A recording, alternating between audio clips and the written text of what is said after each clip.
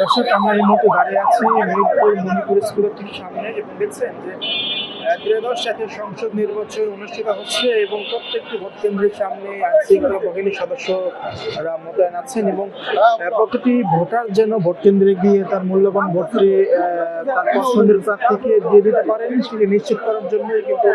আমি দেখেছি যে মাঠে পুলিশ রয়েছে, র্যাব রয়েছে, সেনাবাহিনী রয়েছে এবং আনসার সহ আইন শৃঙ্খলা বাহিনীর অন্যান্য যারা রয়েছেন সদস্য তারা কিন্তু মাঠে আছে এবং এছাড়াও আমরা দেখেছি যে সাদা পোশাকে আইন শৃঙ্খলা রক্ষাকারী বাহিনীর সদস্যরা আছেন এবং আমরা যে ভোট কেন্দ্রে দাঁড়িয়ে আছি এটি রাজধানীর মিরপুরে মণিপুর স্কুল ভোট কেন্দ্র এবং ঢাকা 15 আসনের যারা ভোটার রয়েছে তারা এই মণিপুর স্কুলে কিন্তু ভোট কেন্দ্রে তারা ভোট দিচ্ছেন এবং আমরা দেখছি যে এই আশেপাশের বেশ কয়েকটি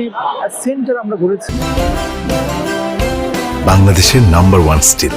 বিএসআরএম ভোট কেন্দ্র ঘুরেছি, যেমনটি দেখেছি যে ভোট কেন্দ্রের সামনে থেকে শুরু করে ভোট কেন্দ্রের ভিতরে পর্যন্ত আইন শৃঙ্খলা বাহিনীর সদস্যরা কিন্তু আছেন এবং ভোট কেন্দ্রের নিরাপত্তার দায়িত্ব এসব আইন শৃঙ্খলা বাহিনীর সদস্যরা সবসময় দেখছেন যে কোনো ভোটারদের কোনো প্রার্থী তাদেরকে তার প্রতীকে ভোট দিতে কোনো চাপ প্রয়োগ করছে কিনা বা তার দলের কর্মীরা তাকে ভোট দিতে কোনো আর্থিক লেনদেন করছে কিনা বা ভোট কেন্দ্রের যেন কোনো আইন শৃঙ্খলা পরিস্থিতির অবনতি না ঘটে সব দিকটা বিবেচনা করে আইন শৃঙ্খলা বাহিনী এইসব যারা রয়েছেন সদস্য তারা কিন্তু মাঠে রয়েছেন এবং আপনারা দেখছেন যে এই মণিপুর স্কুলের যে গেটটি সেই গেটে কিন্তু দীর্ঘ লাইন আমরা দেখছি এবং সকাল থেকে আমরা দেখছি যে এই লাইন ভোটার লাইন ভোটাররা আসছেন ভোটের যে বুথ ক্যাম্প রয়েছে সেই বুথ ক্যাম্প থেকে তারা ভোটার স্লিপ সংগ্রহ করছেন এবং সেই ভোটার স্লিপ নিয়ে তারা ভোট কেন্দ্রে প্রবেশ করছেন এবং তাদের যে মূল্যবান ভোটটি সেই মূল্যবান ভোটটি কিন্তু দিচ্ছেন এবং দেখছেন যে ভোট কেন্দ্রের ঠিক বাহিরের অংশকে অর্থাৎ বাইরের সড়কটি দিয়ে র্যাব সদস্যরা কিন্তু মোতায়েন আছে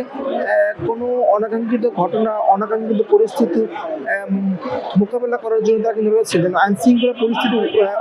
অবনতি না হয় এবং প্রত্যেকটি ভোটার যেন তাদের মূল্যবান ভোটটি খুব স্বাচ্ছন্দ্যভাবে ভোট কেন্দ্রে গিয়ে দিতে পারেন সেটি নিশ্চিত করার জন্য কিন্তু এসব আইন শৃঙ্খলা বাহিনীর সদস্যরা কিন্তু বাহিরে অবস্থান করছে।